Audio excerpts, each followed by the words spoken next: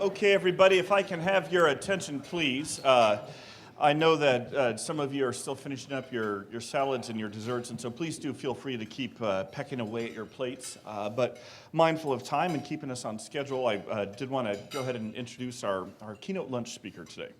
And I want to do this by first telling you how I first came across Tom Reed and eventually was able to meet him in person and become good friends, and he's even a member of our Clements Center Statecraft Board of Reference right now. But the historians in the room will appreciate this. So a few years ago, I was at the Reagan Presidential Library doing some archival research on the Reagan NSC, and I kept on coming across what struck me as quite brilliant memos written by this Reagan NSC staff member, Tom Reed. Particularly as I was looking at the development of NSDD-32, the Reagan administration's national security strategy. And I thought, this Reed guy is really something. I hadn't really come across him before. So fast forward a few months later, and I'm in the stacks of the library here at PCL, the local UT students know what I'm talking about. And I'm just kind of browsing through the PCL collection of histories of the Reagan administration. There was one in particular I was there to look for, but I thought, well, I'll just kind of scan the shelves and see if anything else jumps out.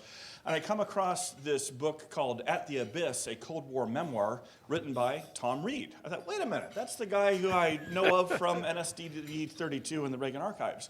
And so I pull the memoir off the shelf, and I sit there for the next hour kind of reading through it, and I come across this fantastic chapter where he talks about working for Bill Clements at the Pentagon in the Nixon and Ford administration. I had no idea. This same Tom Reed, who had written this great document of the Reagan administration, was in the Nixon and Ford administration, had been very close to Bill Clements. So I then called one of our Clements Center board members, who will remain nameless, and asked him, hey, I've just come across this fantastic Tom Reed guy. Do you know him at all from old Bill Clements days? And the guy said, not only do I know him, I used to date his daughter. So anyway, I said, well, please put me in touch with Tom Reed, because I would love to meet him in person. And so we connected in person. I went out and spent a wonderful couple of days with him and his lovely wife, Kay, at their place in Healdsburg in Northern California. And that was the start of what's been a really wonderful friendship and professional collaboration. So why do we have Tom here today as our lunchtime speaker? Well, he's the phrase Renaissance man gets tossed around too lightly, but in this case, he really is one. I mean, in his years, he's been a nuclear engineer. He was an early pioneer in the Northern California wine industry. So anything you want to know about Napa and Sonoma wines, this is your guy. He was a very successful career as a real estate developer, including the Breckenridge Ski Resort. If you like to ski in Colorado, as I do, Tom was behind Breckenridge.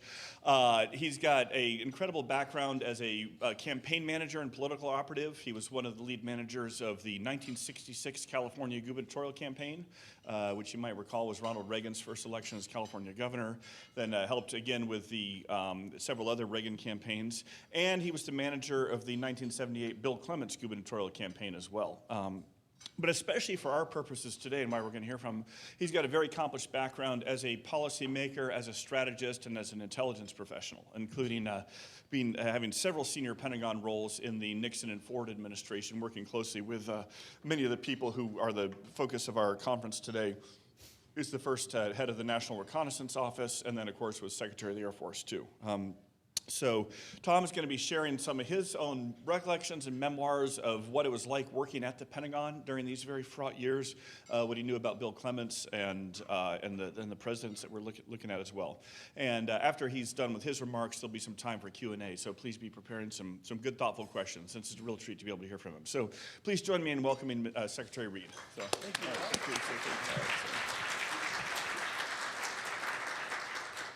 I'm delighted to start while you're all eating dessert, because that's really better than the dose you'll get from me. And Will has talked about being a Renaissance man. That's shorthand for can't hold a job. Washington is a bizarre, hard to understand place. Pentagon is described as the puzzle palace. It is this week especially a totally puzzling place. So let me give you an example of the core of how the puzzle works. This is a story about a matron one of the grand dames of Washington society who is advancing in years, and she decides that she wants to have her portrait done. So she retains the services of one of the bright artists in town, and he came to her house, and he painted away for weeks at a time, and finally gets this portrait done. And you know, good portrait painters don't show you the progress; they only show you, here's the finished work. He shows her this finished work, and she smiles and says, "Well, young man, that's very nice, but there's a few things missing." And he's used to this with older clients, so yes, okay. She said, "You know, it would be nice if there's a diamond on my right hand, 5 or 6 carats, so you can see it." Yeah, okay. And the bracelet on the other side, how about a gold bracelet? Sure. And you know, some pearls would be nice. Maybe a strand of white and a strand of dark pearls. Okay. And thoughtfully she says, you know, a brooch would be nice with rubies and emeralds sort of coming out of a gold box. Different strokes for different folks. I've heard a lot of this before, ma'am. Anything else? Yes, let's put in a tiara with emeralds. Okay, he says, you're the customer, and the customer's all right, but do you mind if I ask, why are we doing this? Oh, young man, you're new to town, aren't you? My husband is the chairman of a very important committee in the House, Ways and Means. Everybody that reads the Washington Post knows he has a girlfriend. And when I die, I want her to go nuts looking for these jewels. That's how it works. So we're here at the Clements Center for National Security, and I thought it would be useful to start with a review of Bill Clements's entry into the Pentagon in 1973, because in 73 he really was at the center of the stage of national security, and it was really a very important and difficult time that the Vietnam War had just ended, that in 74 the Watergate Congress was elected who wanted to fire everybody and tear down the Pentagon, and that Bill was very good at just ignoring all that noise and getting on with it. That the mid-70s were historic really because Bill Clements was at the Pentagon. Now, for those of you who have not studied the place, because it is a very Byzantine palace, let me explain briefly that the Department of Defense is a sprawling creature, but it's also remarkably well run. The service secretaries, who are the secretaries of the Army, Navy, and the Air Force, are the business managers of the services. They don't fight wars. They are the people who train the troops, maintain the equipment, buy the equipment, and basically run the business of the services. I was one of those. When they have a product, when you have an armored division or a carrier group ready to go, then authority transfers to the Secretary of Defense. Secretary of Defense is the Pentagon's chief executive officer. He is the one who must strive to keep the peace, and if that doesn't work, he is the one that must prevail. But the service secretaries do not fight wars. The Secretary of Defense's deputy acts as the chief operating officer of the Pentagon. The DepSec, DEF as he is known, recruits the executive talent. He makes the management decisions, and then he's got to convince Congress that the decisions he made were prudent. Bad judgment can, and often does, really cripple the nation's ability to defend itself. Wise choices will enable the U.S. military to stand tall and deal well with the commissars and the third world dictators. Bill Clements assumed this role of Deputy Secretary of Defense at the beginning of Richard Nixon's second term. He had a record in the drilling business. He was a very successful drilling contractor, and a lot of that work was done overseas, and so he understood the Arab world very well. He also understood the Pentagon, because during the first Nixon term, he had served on a blue ribbon panel that was charged with looking at what had happened in the ill-managed Vietnam War, and to take home lessons learned as what should have been done with that. So Bill knew what he was doing. His opening moves were the right ones, which was to recruit talent. He focused on the service undersecretaries, recruiting good service undersecretaries. The secretaries deal with the Congress and a lot of stuff we just talked about, but the undersecretaries are the technological queen bees of the Pentagon. They are the ones that really decide where to put your money. He started by enlisting Norm Augustine to serve as the Undersecretary of the Army. Augustine did a terrific job in making the hard decisions and supplying the leadership needed. We'll talk more about that in a minute. But he really did a great job of pulling the Army out of its post-Vietnam funk. He went on, he left the Pentagon, did other things, but evidence of the talent that Bill recruited, he went on to become chairman of Lockheed Martin. Next up was David Potter, who was the Undersecretary of the Navy.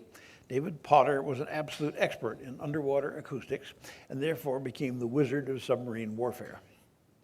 To round out the team, Bill Clements recruited Jim Plummer to become the Undersecretary of the Air Force. Plummer had been the engineer at Lockheed who built America's first photo reconnaissance satellite. The maestro orchestrating all this, that Bill recruited early on also, was a fellow named Malcolm Curry. Malcolm Curry was a PhD product of the University of California at Berkeley, and that he had been recruited by Bill from the aerospace industry in Los Angeles to come be the Director of Defense Research and Engineering, and that is the third highest ranking position in the Department of Defense. He is the guru that really oversees where do we spend our R&D money. Jim Curry knew of the opportunities that were blossoming in the aerospace industry and America's high-tech labs, and he and Bill Clements matched the prospects that he saw to the crying needs of the seamen and the soldiers and the sailors that had fought so well but paid such a terrible price in Vietnam. To start with one example of the talent and the things they brought to bear, consider the development of smart weapons. In April of 1965, the United States Air Force sent 46 aircraft to bomb the bridge at Thuan Hoa. The bridge at Thuan Hoa is a critical crossing over the Ma River, which is 100 miles south of Hanoi. That was one of the bridges over which most of the logistics are flowing that came in from the harbor and went south. 46 aircraft raided the place, no hits, no success. During the 2 years that followed, 65, 66, 67, the U.S. Air Force flew 869 missions against the Thuan Hoa Bridge. A lot of 105 pilots got killed, but no damage to the bridge. In the 68-72 Nixon years, those years brought a bombing halt to the bombing of North Vietnam, and that gave the Air Force flyers time to think about this. And so they gave thought to attacking targets in difficult terrain, the bottoms of valleys, well protected by AA and SAMs. One of the young officers thought about using lasers to guide weapons to target. In 1972, when they'd had time to work on that, when we resumed bombing in the north, one F-4, armed with one rocket that was laser guided, attached the bridge at Thuan Hoa. It fell with one shot. During the 70s, Curry and Clements pursued the smart weapon technology with a vengeance. They really paid attention to the fact you could use lasers and infrared and so forth to target weapons, and they really were the fathers of smart weapons. It paid off. We saw the results in Desert Storm, where by 91 we were flying intelligent smart weapons into the windows of the Iraqi Defense Ministry. Another achievement, not well appreciated at the time, but everybody knows about now, was the Global Positioning System. In 1973, the idea of synchronizing satellites to locate moving sensors on the ground had been conceived at Johns Hopkins Applied Physics Laboratory. Clements and Curry took note, and they had the courage to fund the development of the GPS, take it out of the laboratory, tell the Air Force, go build this, satellite people, build the satellites, and the GPS really blossomed during the closing days of Bill Clements' years.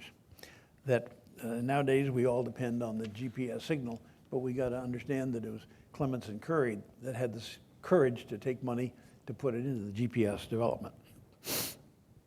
Other Air Force contractors were studying the mathematics and the materials needed to make aircraft virtually invisible to radar.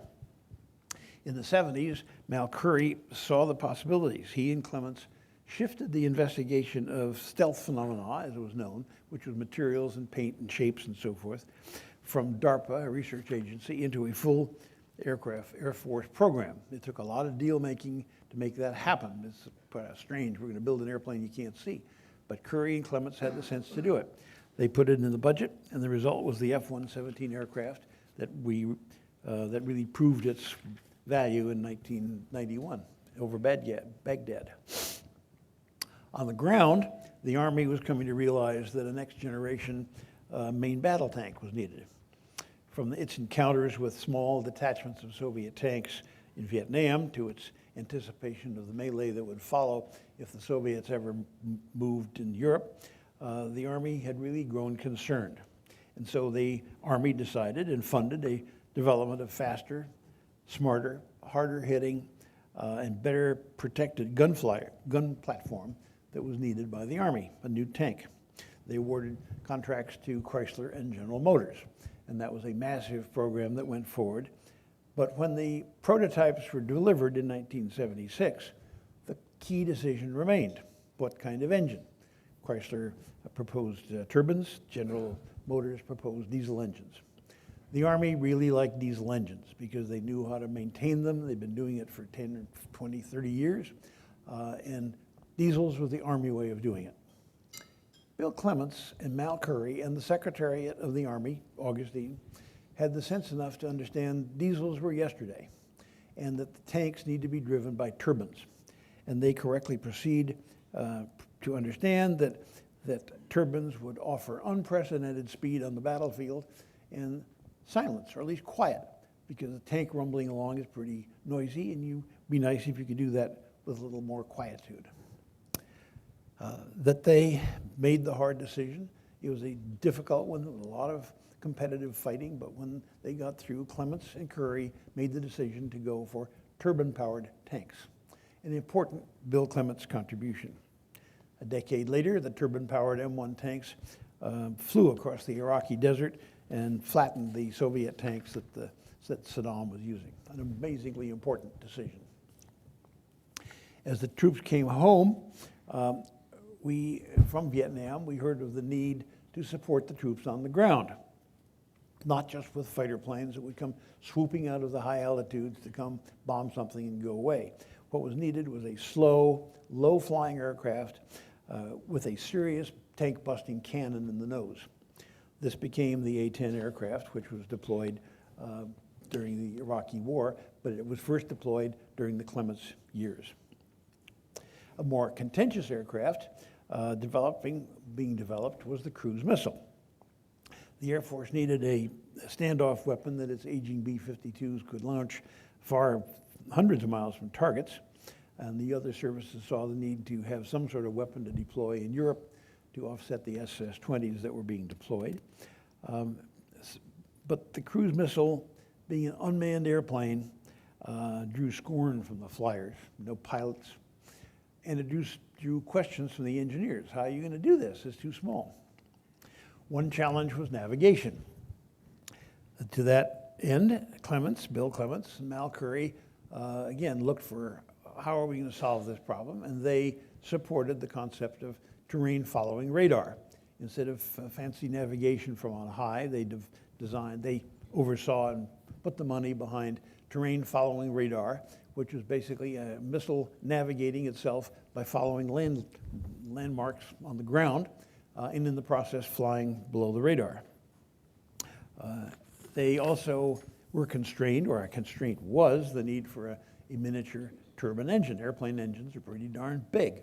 And how are you going to build a cruise missile with a turbine engine because they're so small? Happily, there was a firm in Michigan that both Clements and Curry found called Williams Engineering that was building a turbine that only weighed 150 pounds, but they could deliver about 4 times that in thrust. And so they married that engine technology, terrain following radar, to create the AGM-86 cruise missile. By the end of the 70s, the cruise missile hung in the bomb bays of many a B-52, a variant. The ground-launched cruise missile was deployed in Europe, and another one, the Tomahawk, went to sea. Bill Clements not only was the driving force behind, we're going to build this thing, but he was the protector. He fended off all sorts of efforts by arms controllers and budget cutters and so forth to close down the cruise missile program. Bill Clements really was the godfather of the cruise missile, an amazing achievement. He was also an amazing human being. He was lots of fun to be with. He was people-oriented. He could be very brusque, but you really knew where he stand. You didn't have to spend a bunch of time thinking about what did he mean. He listened to contrary opinions. He sought the facts, but his questioning of briefing officers was like a good prosecutor. He asked questions where he already knew the answer to see what kind of answer is he going to get from this guy up on the podium. He was very good at that. Bill left the Pentagon in 1977, and upon his return to Texas, as a lot of you know, he decided to run for governor. He was a serious Texian. His library in Austin is just absolutely a marvelous treasure trove of Lone Star literature. But in addition to his love of Texas and wanting to be governor, he understood the need to break the stranglehold that the Old South still had on Texas, which was once a Confederate state. Bill knew that I had chaired and directed Reagan's gubernatorial campaigns in '66 and '70, and that I had supervised and tried to get Reagan enough delegates in 1968. So at lunch in November '77, Clements asked me to run his campaign for governor. I agreed because I liked the man. I agreed because I had family in Houston. But mainly, I shared his view to pull Texas away from its Confederate roots. Many of you may be too young to remember it, but in 1968, Hubert Humphrey carried Texas against Richard Nixon. In 1976, Jimmy Carter carried Texas against Gerald Ford. That in those years, Texas really, the big cities were kind of modern, but boy, from Big Spring to Amarillo, different. So we thought through, what are we going to do about this? We based our strategy on the geographic understanding that maybe half of our population here in Texas is in the big 14 counties: Dallas, Tarrant, Houston, Harris, Bayard, and so forth. Half the population there. So we thought, okay, and that's where the Republicans are. So that's where we're going to run a Republican campaign, and we're going to get every darn Republican vote we can get, because trying to win in Texas was really challenging. We had to have every one. But that left 140 counties out there that we hadn't figured out what to do with. And we adopted what we called Project 140, which was 240, which led us to try to get to the sheriffs and the good old boys in those towns. We basically needed to convince the old-time sheriffs who'd been there forever that they would not burn in hell, as their parents assured them they would, if they ever voted for a Republican. And so during the summer, we got Bill Clements or his wife Rita in their Winnebagos, or their family, and they went to visit and have coffee with every one of those sheriffs. And it was really quite remarkable. Getting back to the big cities, we thought, now, how do we consolidate Republican unity?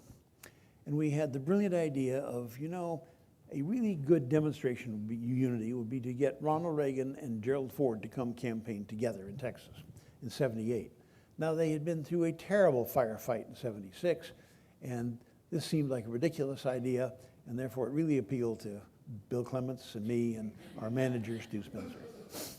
Those two players were entertained when we first suggested it. I went to see Reagan. Stu Spencer went to see Gerald Ford. They collapsed with laughter. You've got to be kidding. But after some talk, they said, yeah, we'll do that. And so in mid-October, those two Republican lions crisscrossed Texas. They performed effectively. They swept all across the Texas Hill Country. Humor unfolded at every stop.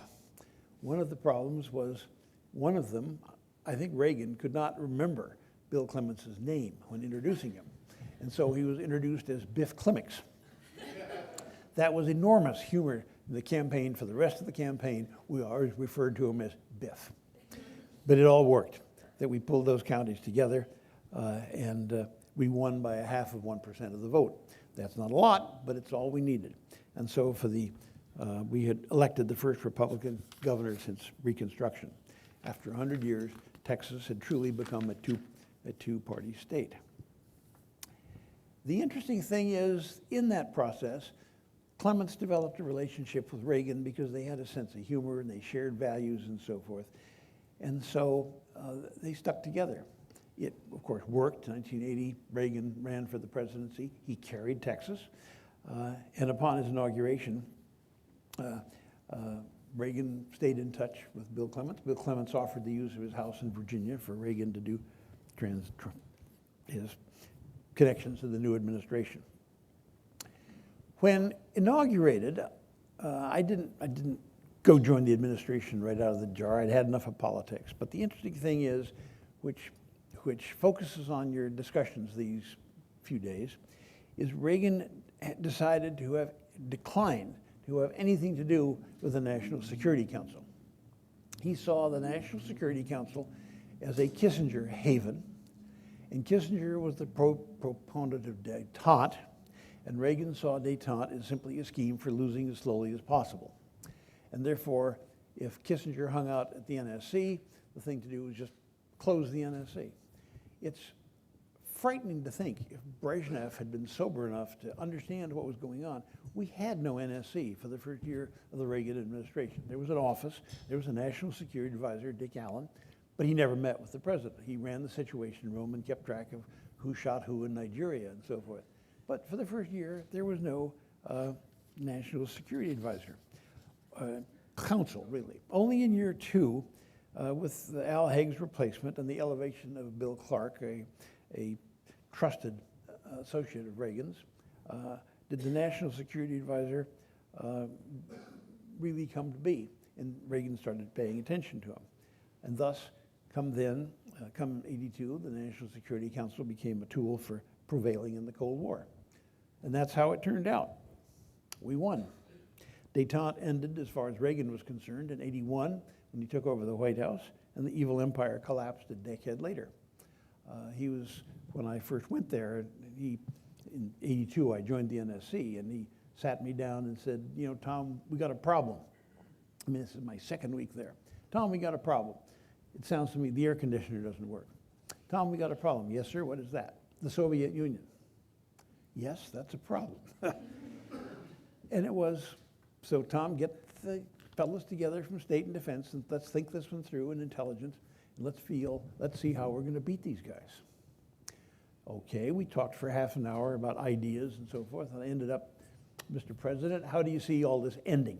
You know, we're not going to invade Berlin or try to invade the Red Square. How do you see this ending? I envisioned, he would say, a conference in Geneva where we all have a meeting of the minds. He said, Tom, it's simple. We win, they lose. Those were his words. That was his attitude. We win, they lose. So the evil empire collapsed, and the touching part is that Bill Clements got to watch all that sitting here in the governor's mansion in Austin. Thank you.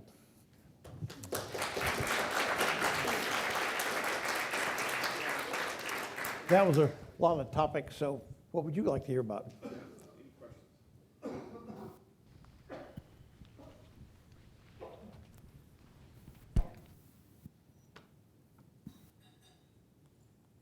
The question is, where is there more dessert? Okay. Well, Reagan was a very interesting guy. I knew him exceedingly well from having run his campaigns. I knew him perhaps as well as anybody other than his wife. And the characteristic that over and over people missed was what an overpowering mind he had, a memory and a mental speed that just left you behind. People said, you know, they started his opponents. He's just a dumb actor. If you start there, you have already lost. He's an actor, but he understood the stage. He understood the political stage. He understood the stage the way Churchill understood the stage. He was really good at that. And he had a mind that collected data and sorted it and regurgitated it in a way that staggers the imagination. 1966, when he was first running for governor, he was criticized by the press and the opponents as, you know, he's had no experience in government. How can you run for governor if you never served in government? We were sitting around Stockton one evening after a speech, and he said, you know, California's best governor was Hiram Johnson. And he hadn't had any experience, did he? No, I said, I didn't think so. He's a lawyer that didn't like the railroads.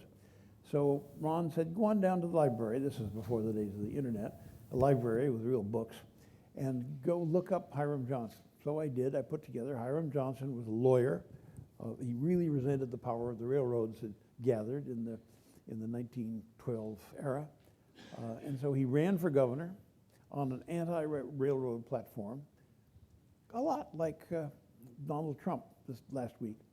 He ran for governor. He got elected. He pulled in the progressive ticket with him, and it was the golden age of California politics, that he really instituted reforms. He served for governor for 2 terms. He then was elected to the Senate, where he stayed until his death. I told Reagan all this stuff over coffee the next morning at breakfast, and he was, okay. And, you know, thanks, okay. 2 weeks later, he's in another town, another press conference, and the question comes up, Mr. Reagan, how can you possibly run for governor when you never hold public office? Out comes what I told him, but the frightening thing was, in my words, it was frightening. I'm watching this guy up there, and here's the words that I had given him 2 weeks before, verbatim, edited, of course, because came out much better. He was such a good performer. But the point is, he heard what I said, he stored it, and he was then able to dredge it up. He was so good at doing that. Really a bright mind. There's a wonderful picture that comes out of his library, his archives, of his first meeting with Mikhail Gorbachev. They met in Geneva, 1986, I think. Picture of Reagan and Gorbachev in front of a fireplace in Geneva. Mikhail Gorbachev is there with notebooks and papers and all the stuff he's going to talk about with Reagan. Reagan is sitting there with his legs crossed, his hands in his lap, no paper, nothing, because he knew where he was going. It was all right here, and he didn't need a whole bunch of paper to remind him where he was going. He was going to beat this guy and take down the Soviet system. Remarkable mind.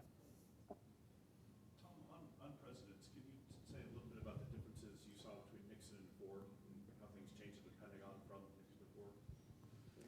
Question is the differences in style between Nixon and Ford. Well, that's, you know, we got to order more coffee for that.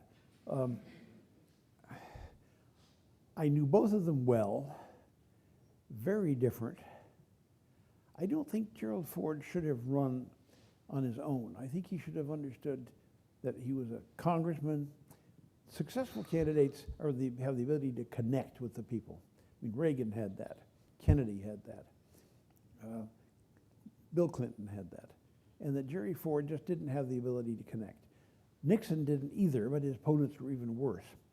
And so I really enjoyed Gerald Ford. Nixon you couldn't possibly get to know as a friend or a person. And he knew what he was doing, and he was very supportive of the stuff I wanted to do. But Jerry Ford was a real world person. I really enjoyed him as a friend. Their policy differences, well, I mean, it was really under fire. I mean, the grenades are coming over the rampart every day. It's 1974, and Nixon had been thrown out, and then the Watergate Congress that got elected was just destructive in the extreme. And so trying to cope with all this was really the challenge. I think that Ford's reputation in the country would have been better served if he had said, I'm here to put out the fire, but I'm not going to stand for election, and let guys like Reagan run for office. History might have been different. Yes, sir. Could I follow up on that? You said Congress. What was it like in the Pentagon during the church? I'm sorry. What was it like during in Congress or in the Department of Defense during the Pike and Church investigations? Pike and Church were a little before my time, but generally those days were exceedingly difficult, but the Pentagon really acquitted itself well, and it does that. I mean, I said when I started, the Pentagon is a well-run place. There is competition. The Navy's getting all the money. There is competition that the civilians that are out waiting us, uniformed guys, are going to get their way. But everybody agreed Leonid Brezhnev is the bad guy. There he is. And there was a professionalism that was just, and is, I think, to this day, just marvelous. And so the investigations that went on, yeah, they involved the director of the CIA, and they involved other bits and pieces. But by and large, the services understood we're dealing in the long term. We have got to have a tank that works. We have got to get an airplane to support the troops on the ground. And it was, kind of like living at the Alamo, except everybody lived through it. It was a very tightly bonded bunch of people who were focused on what needed to do, and the bombs at the top were difficult, but the place really kept chugging right along. It was really great. It's a great place. Yes, sir. Could you please comment on the rivalries within the Reagan administration, particularly among Casey, Schultz, and Weinberger? No. Casey, Schultz, and Weinberger, when the whole Reagan national security team was diverse, Ronald Reagan is really a genius in many ways, but picking and managing people was not among them. He was the worst. I mean, none of us are perfect at everything. He really had this mind that was incredible. But the process of picking people was, he sort of just didn't focus on that. He was great for, if somebody quit, whoever's next outside the door, you're next in line. Well, tale from Sacramento, he had he's the governor. His secretary had worked in the campaign, but she had a husband who had a job, moved to Los Angeles. Her name was Kathy Davis, and so she had to leave, and she was terrific. And so Reagan, when he hears she's leaving, he just goes out the door and said, you're my new secretary. Well, is a basically 22-year-old, just out of school receptionist who's in charge of seeing that the coffee is made and so forth. And suddenly, she's the secretary to the governor of California, and none of us had the courage to say, what the hell are you doing? So she's the new secretary. Okay, she's a nice lady. But Bill Clark and I noticed after about 3 or 4 weeks, a lot of things were slipping through the cracks, and the mail wasn't getting answered. So we decided to see what was going on. Well, this girl figured out Ronald Reagan does not like bad news. Most politicians don't. And so when there was incoming mail that dealt with bad news, she put it in a box, and the box went in the closet. Now, if it's your poll ratings are down, okay. But some of this bad news had to do with appeals for death sentences. You really do need to pay attention to those. But she put them all in the closet. And so we had a coup, and we basically decided that Helene von Daum was the lady that ought to take over, who was Bill Clark's secretary. But the girl had to be told, "You're terrific, you've done a great job, but you're going to supervise the Park Service or something or other." And that happened over and over again. That the just picking whoever's outside the door. That's a long way of saying the choices of Schultz and Weinberger and Casey came about through very strange processes. All in all, I think they were just fine. But it was a difficult time that Weinberger and Schultz both came from a construction company in San Francisco. Weinberger had been the counsel that had worked for Schultz. They battled each other, but state and defense generally do that. Bill Casey was really strange, but in my view, a terrific hero. But he did a lot of strange things. One of the episodes of the Reagan years was right after the inauguration. Reagan met up with Mr. Mitterrand, the president of France. Mitterrand said, we have an agent in the KGB technical line, and would you be interested in the files? Of course.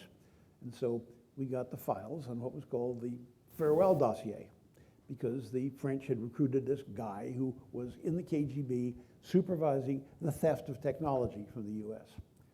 Now, Mr. Casey's strong point that these files went to the CIA, and we discovered that the Soviets had penetrated all the sorts of technical industries, aerospace companies, to electronics firms, to all sorts of places.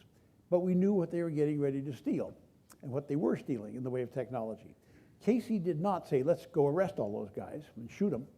He had the sense enough to say, gee, we know what the Soviets are trying to steal.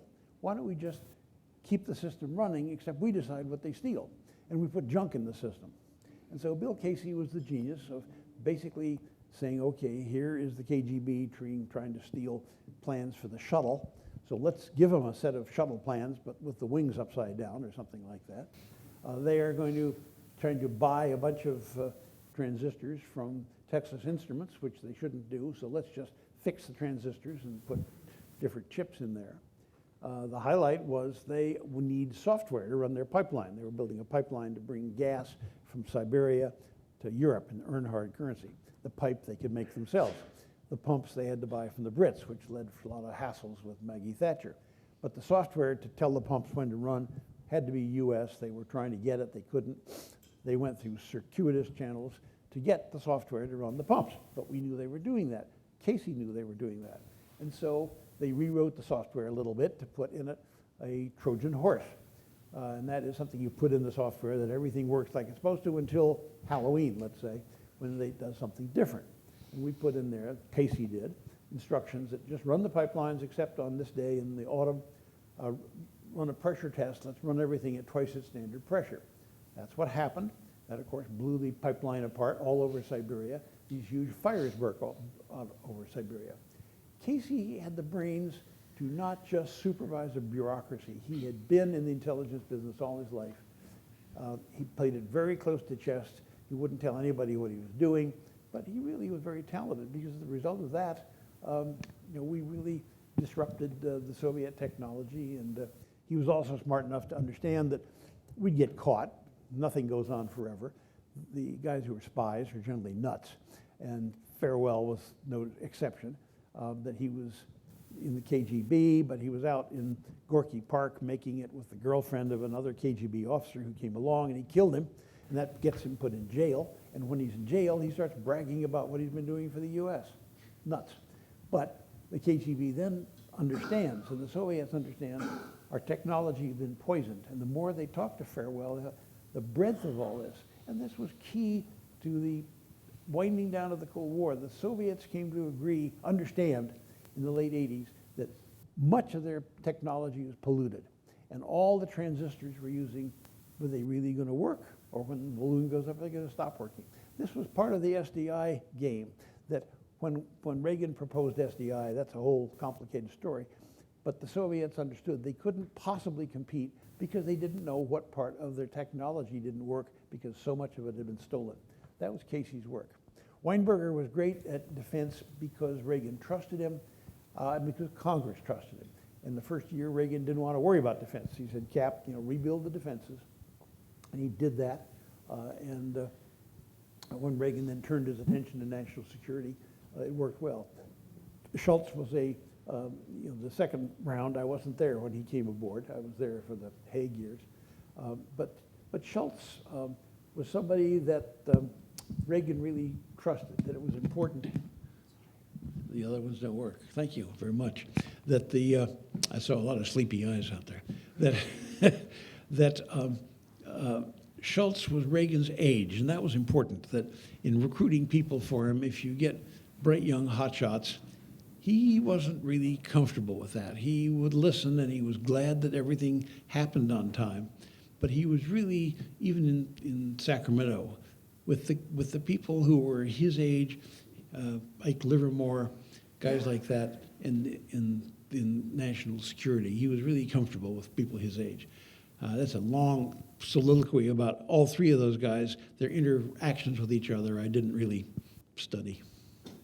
Sorry.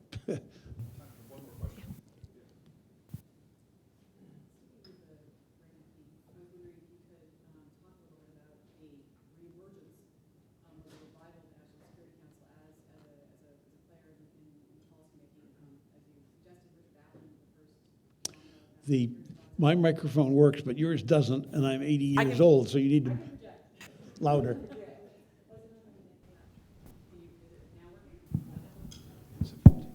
There. It might work now. Oh, Marvy. Very good. Let's keep up with the Reagan theme just for a moment, if you don't mind. In particular, I'm interested about the reemergence, the revival of the National Security Council as a player in the policymaking process. As you suggested, Richard Allen, although nominally the president's assistant for national security affairs, was pretty much powerless. He had to route everything through Ed Meese, was my understanding. When you started work with the NSC and with the advent of Judge Clark, how did you sort of make the NSC relevant again? Was it all about personal relationships, or? It's all about personal relationships.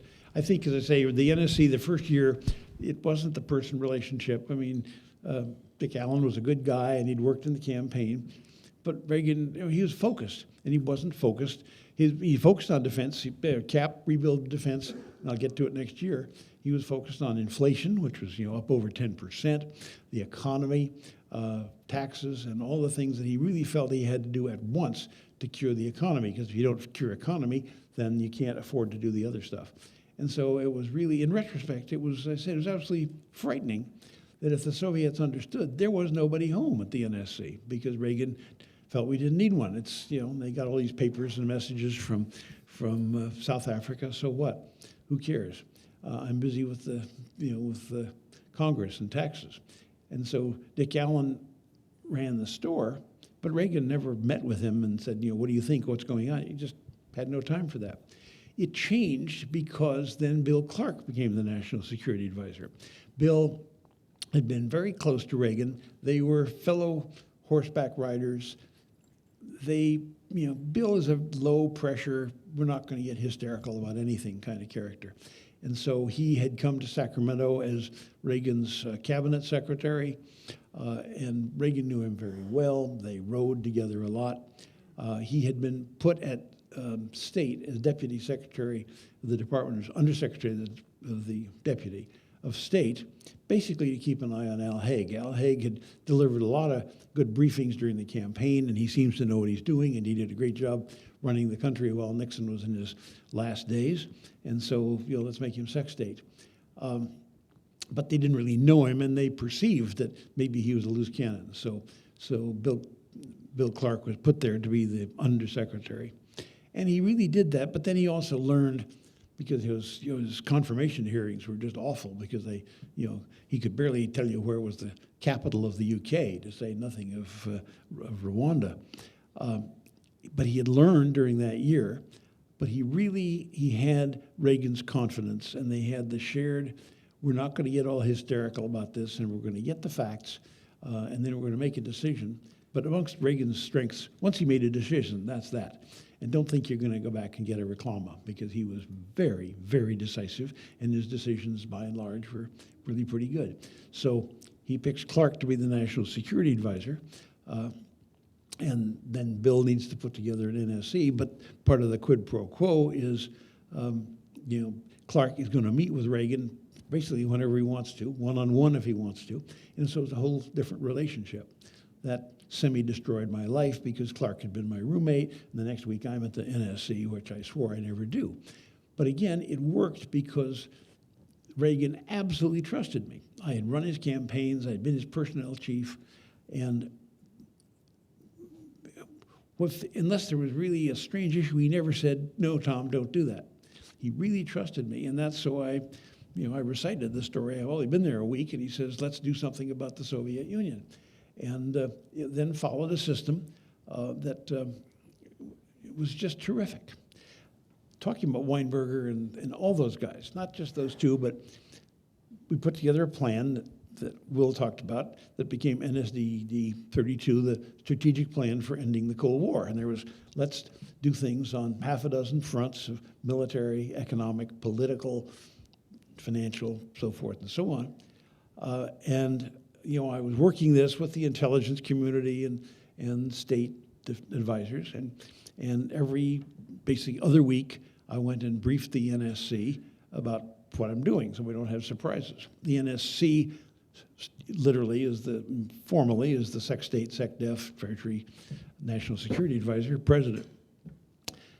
So we get to the end game, April 1982.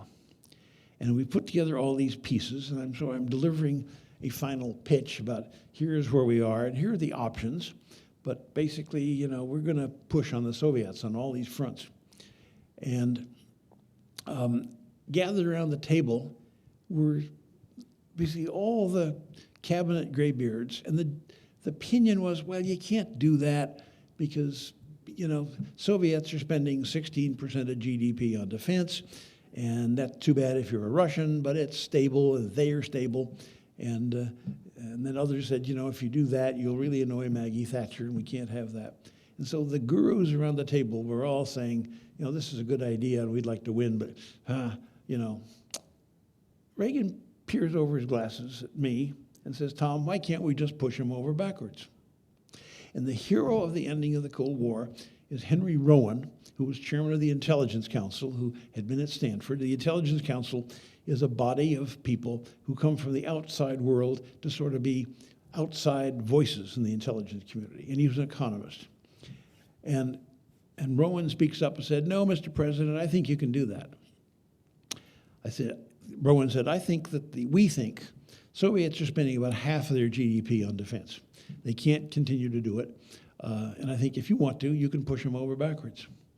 And he peered at me and, no, first of all, there's a guy next with Henry, and Henry turned to him and said, yeah, the numbers are this, and this is what they're spending, and so forth. And if it weren't for oil, they'd be broke. Reagan peers over his glasses and looks at me. What do you think? Well, I said, I'm not an intelligence guru, but that's not an outfit I'd ever lend money to. Then I turned to Norm Bailey, who was my economist, and Bailey said, yeah, they're spending half of their GDP on defense. And Reagan had this sense, whatever, to say that's what we're going to do. And, thank you, Mr. Schultz and Mr. Weinberger and Mr. Baker and all you people, but we're not going to be cautious about this. We're going to win. So it's interesting that those were people, the cabinet he was comfortable with, and he grew to really rely on Schultz, and Schultz was a real pillar in the end game. But he also, he had a mind of his own. Just fascinating, just fascinating. Okay. All right. Well, thank you very much. Thank you.